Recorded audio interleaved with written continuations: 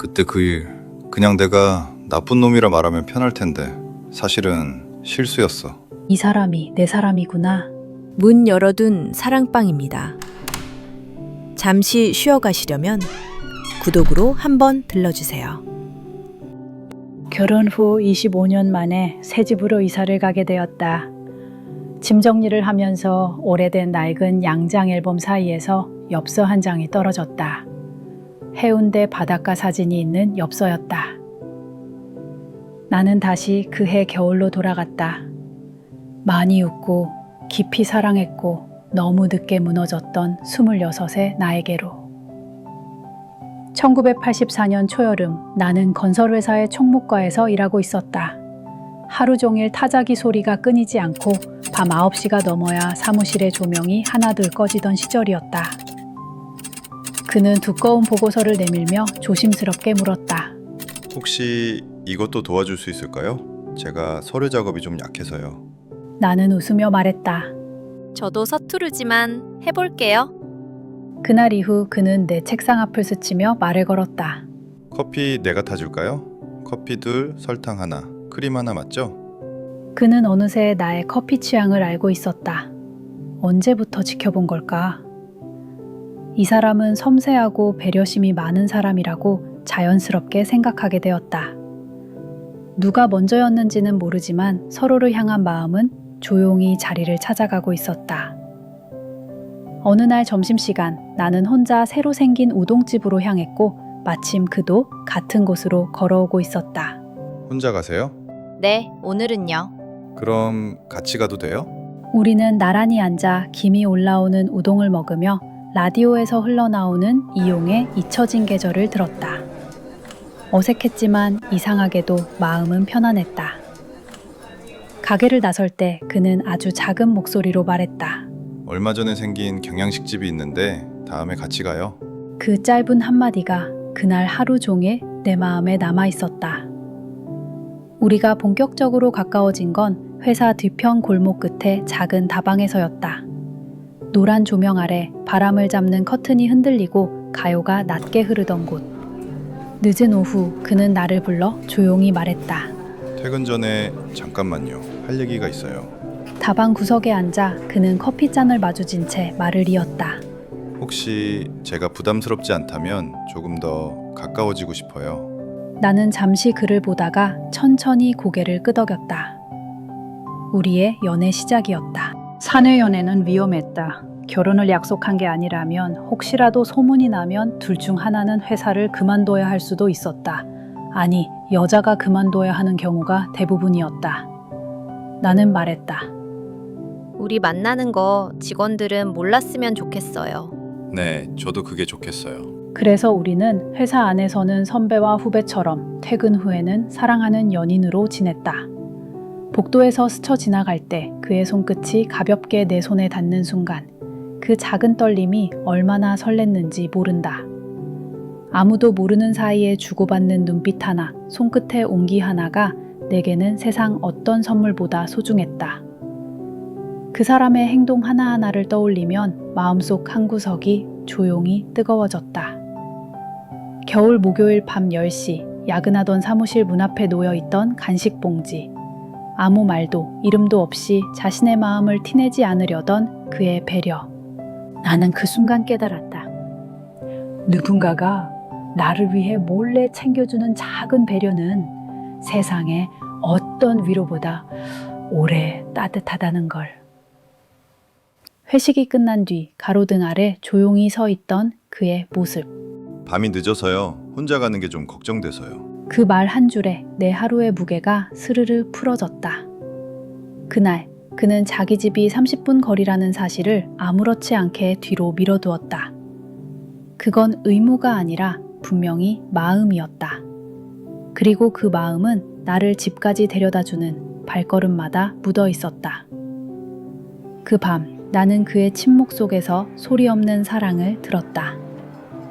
내 생일날 삐뚤빼뚤한 김밥을 싸온 그 사람. 모양은 엉망이었지만 김밥을 펼쳐 보이던 그의 눈빛은 그 어떤 선물보다 따뜻했다. 누군가가 나를 위해 시간을 들였다는 사실만으로도 가슴이 꽉 차올랐다. 내가 먹는 모습을 바라보며 덜 먹고 웃던 그의 얼굴. 그 순간 나는 알았다. 이 사람은 내 행복을 보며 자신이 더 행복해지는 사람이구나. 이런 사랑 앞에서 어떻게 마음이 흔들리지 않을 수 있을까? 겨울바람이 유난히 차던 밤이었다. 그는 나를 집 앞 골목까지 데려다 주었다. 말없이 걷다가 그가 내 손을 살짝 잡았다. 손 차가운 것 같아. 나는 괜찮다고 말하려 했지만 그는 이미 자신의 코트 호주머니를 열고 내 손을 조심스럽게 그 안으로 넣어주었다. 나는 잠시 망설이다가 말했다. 저 엄마가 그러셨어요. 여자는 사랑을 해도 결혼 전까지 지켜야 할 선이 있다고요. 그는 내 말을 끊지 않고 조용히 들었다가 손에 힘을 주지 않은 채 그대로 잡고서 말했다. 알아. 괜찮아. 이렇게만 있어도 충분해.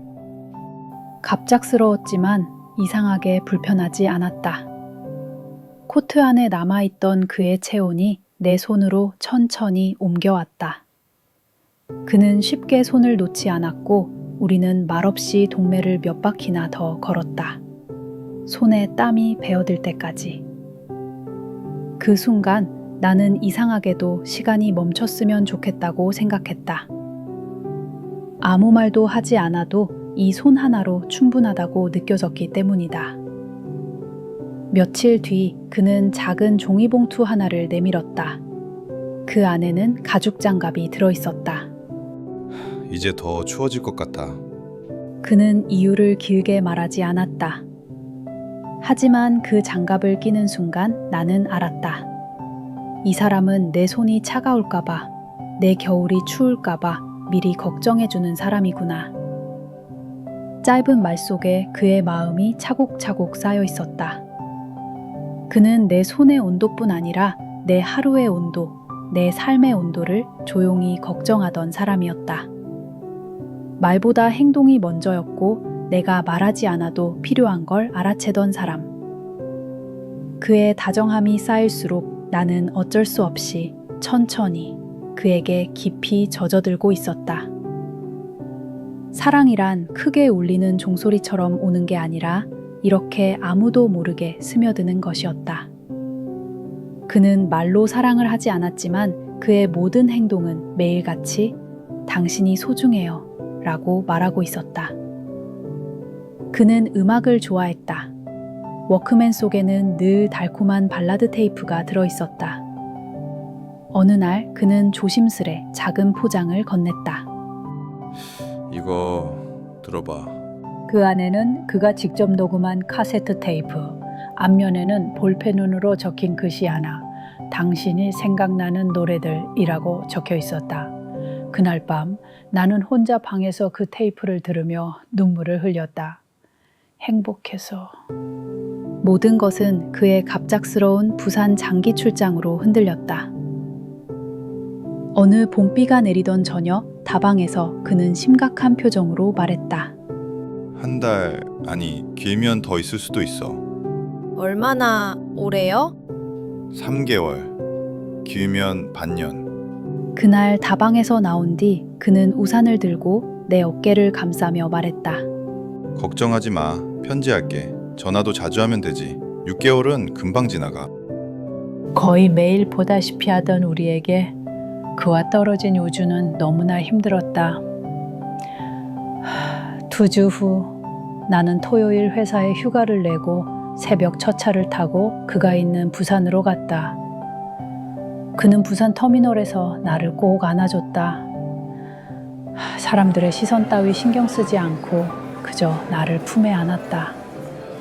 그 품이 얼마나 따뜻했는지. 그와 나는 자갈치 시장, 광복동, 용두산 공원을 버스를 타고 걸으며 부산 시내를 누볐다. 해운대 백사장에서 우리는 손을 잡고 걸었다. 우리는 우리의 미래에 대해 한 번도 말로는 하지 않았지만 둘 다 알 수 있었다. 결혼을 한다면 서로일 거라는 걸. 전날 잠을 설치고 새벽 첫 차로 서울에서 부산까지 오느라 힘들었지만 그와 같이 있는 시간 동안은 힘든 줄 몰랐다. 저녁이 되어 그는 나를 숙소에 데리고 갔다. 방을 미리 치우지 못했다고 미안해했다. 남자 혼자 사는 집이 내 방보다 정리가 잘 되어 있었다.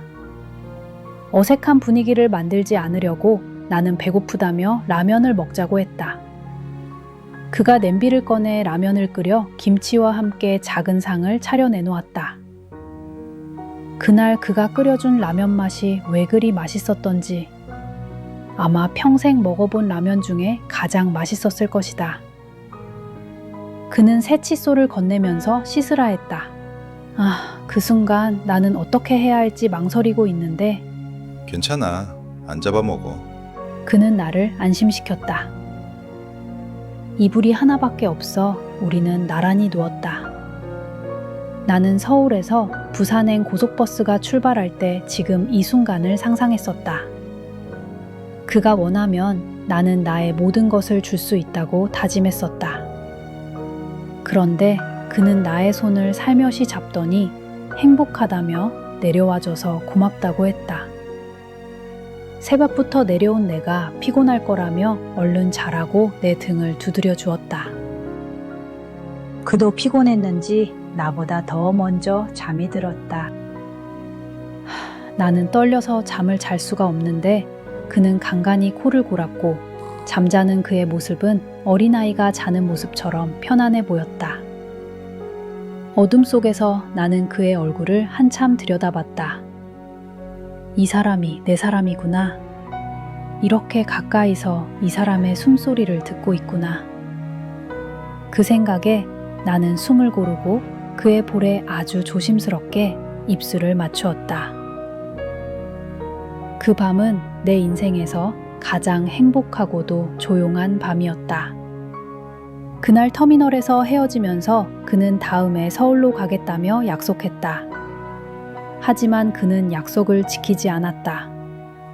어느 날부터 그는 회사로 전화를 해도 다른 직원이 받아 계속 자리에 없다고 했다. 전화도 편지도 오지 않았다. 부산으로 가고 싶었지만 어머니가 갑자기 다치시는 바람에 갈 수가 없었다. 기다림의 시간. 하루하루가 힘들었다. 전화기를 붙들고 울기도 했고 우체통을 몇 번이나 들여다보기도 했다. 그러나 아무것도 없었다. 한 달 후 출장 다녀온 상무가 무심코 한 말이 사무실에 퍼졌다. 거기서 누굴 만나나 봐. 같이 밥도 자주 먹고 좀 가까운 것 같더라고. 그 말이 내 가슴을 찔렀다. 처음엔 믿지 않았다. 하지만 마음 한쪽에서는 이미 두려움이 자라고 있었다. 어느 날 그는 전화 한 통으로 이별을 고했다.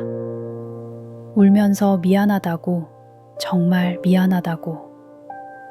용서해달라는 말은 못하겠다며 행복했고 고마웠고 행복하라고 했다. 나는 아무 말도 하지 못했다. 수화기를 붙잡은 채 그저 듣고만 있었다. 목소리는 나오지 않았고 그의 목소리만 떨리고 있었다. 전화를 끊고 나서야 눈물이 쏟아졌다. 그는 부산으로 발령을 받아 서울을 떠났다. 어느 날 같은 부서 대리가 조용히 말했다. 그 사람 이번 달에 결혼한다더라고요. 그 순간 숨이 걸렸다. 그래도 나는 아무렇지 않은 척 서류만 넘겼다. 하지만 그 말은 내 일상의 모든 감정에 미세한 금을 냈다. 점심시간엔 밥맛이 없었고 퇴근 후엔 집으로 바로 들어가기 싫었다.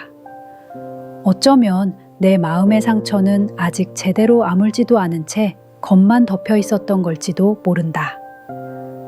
9월 어느 날 퇴근길 지하철에서 그와 너무도 닮은 뒷모습을 보았다. 바로 쳐다볼까 망설이다가 가만히 바라만 봤다. 그는 아니었다. 하지만 그 순간 익숙한 기억들이 한꺼번에 밀려왔다. 다방의 노란 조명, 카세트 테이프, 새벽 첫차 데이트, 인왕산의 바람. 사라졌다고 믿었던 장면들이 하나의 긴 영화처럼 되살아났다. 집에 돌아와 조용히 앉아 나는 처음으로 인정했다. 나는 아직 그 사람을 온전히 떠나보내지 못했다고. 낙엽이 지던 가을, 그에게서 전화가 왔다. 만나자고 했다. 결혼한 지 얼마 되지 않았을 텐데 나는 망설였다. 이제 와서 왜? 그러나 우린 마지막 이별을 하지 않았다. 일방적인 결혼 소식, 전화로 미안하다고 한 게 다였다. 그날 우리는 종로 뒷골목 작은 찻집에서 마주 앉았다. 그날도 이용의 잊혀진 계절이 흘러나왔다. 당신과 행복하고 싶었어. 근데 이제는 내가 그는 한눈에 봐도 많이 지쳐 있었다. 피곤이 쌓인 얼굴, 손끝을 만지작거리는 불안한 습관. 그는 한참이나 말을 잇지 못하다가 마침내 입을 열었다. 다음 달에 아이가 태어난다고 했다. 그때 그 일 그냥 내가 나쁜 놈이라 말하면 편할 텐데 사실은 실수였어. 실수요? 그는 떨리는 숨을 내쉬었다. 출장지 회식이 있었어. 여직원이 계속 나한테 관심을 보였고 그날 술을 좀 많이 마셨는데 정말 한 번 정신을 놓았어. 믿었던 사람. 그 사람은 말로 사랑을 약속한 적은 없었지만 겨울밤 야근 때 문 앞에 놓고 간 간식, 회식 끝나고 가로등 아래 조용히 기다리던 모습, 삐뚤빼뚤하지만 정성이 가득한 생일김밥, 내 손이 차갑다고 사온 장갑과 핫팩, 부산 자취방에서 나를 끝까지 지켜준 마음. 그런 행동 하나하나가 그 사람이 어떤 마음으로 나를 사랑했는지를 분명히 말해주고 있었다. 그렇게 다정한 사람이, 그렇게 배려 깊은 사람이, 그렇게 조심스러운 사람이 단 한 번의 실수로 다른 사람의 인생과 엮여버렸다는 사실이 도저히 믿기지 않았다. 나는 그 사람을 누구보다 신뢰했다. 연인이라서가 아니라 그의 사람 됨됨이를 믿었기 때문에.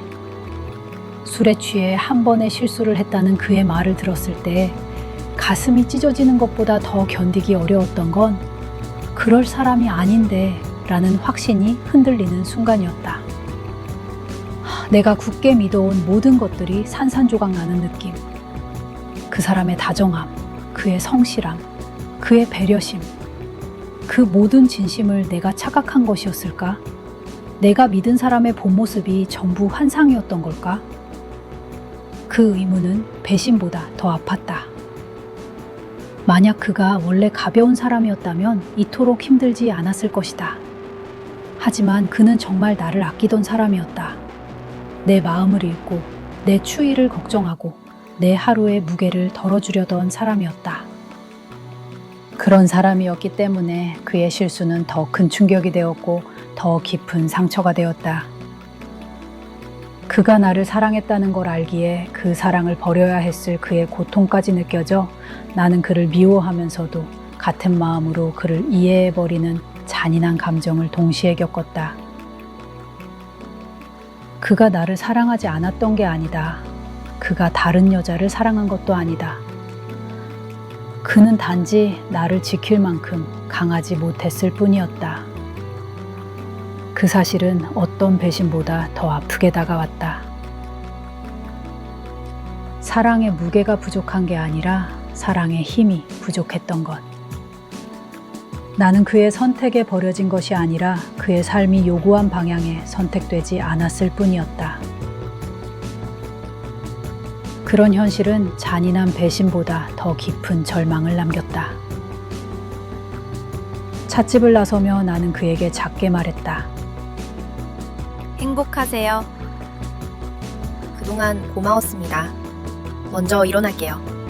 그가 뭐라 말하려 했지만 나는 더 이상 듣고 싶지 않았다.